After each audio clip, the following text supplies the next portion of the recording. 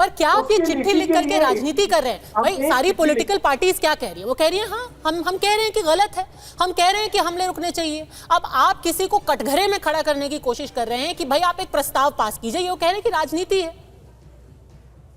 एक बात बताइए पद्मजा जी, मैं आपको एकदम खुला पूछता हूं आज आपके शो पे, अगर हिंदू जो भारतवर्ष है उसमें सबसे ज्यादा हिंदू बसते हैं, अगर भारतवर्ष हिंदुओं को प्रोटेक्शन नहीं देगा, आश्रय नहीं देगा, तो कौन से देश से हम ये उम्मीद कर सकते हैं?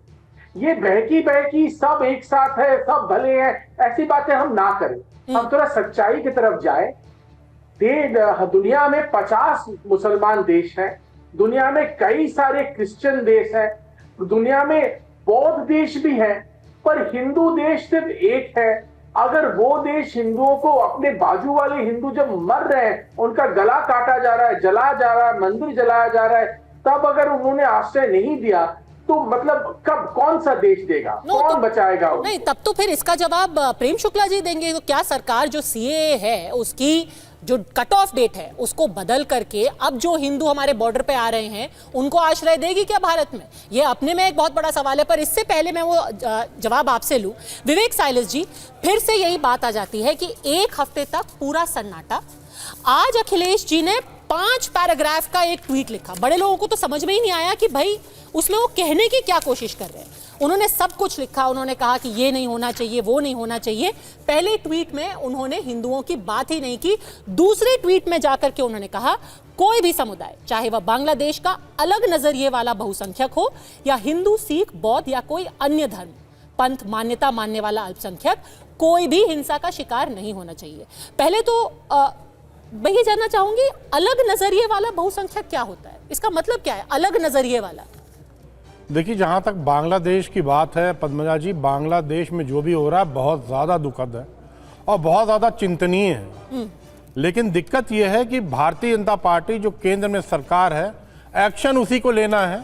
विपक्ष की बात आप कोई मर्जी, जितनी मर्जी इल्ज़ाम लगा दीजिए, लेकिन अल्टीमेटली फाइनली जो देश की सरकार है उसी को एक्शन लेना पड़ेगा, तभी इंटरनेशनली कुछ हो सकता है। देखिए, भारतीय जनता पार्टी के प्रवक्ता भी कह रहे थे कि बातचीत चल रही है और आपने भी ये बताया कि सवाल का जवाब नहीं था। नहीं, अलग नजरिए वाला बहुसंख्यक क्या होता है? मैं पक्का उसकी बात करूंगा। सर देखिए, जब आप कोई रिपोर्ट देखते हैं, आप सीधे सीधे किसी पर अत्याचार हो रहा है, किसी पर जुल्म हो रहा है, आप ये नहीं कहते ना कि आज पूरी दुनिया में जो वैश्विक एक जो स्थिति है उसके बारे में मैं विश्लेषण करते हुए ये बताना चाहता हूं कि बांग्लादेश में भी कुछ कुछ हो रहा है, अब उसके चलते हम ये भी सीधे सीधे बोलिए जो बांग्लादेश में हो रहा है वो गलत है, वो रुकना चाहिए, हम इसकी निंदा करते हैं। देखिए, अखिलेश यादव जी की ट्वीट की आपने बात की, उससे कहीं ज्यादा महत्वपूर्ण यह है कि बांग्लादेश में क्या हो रहा है।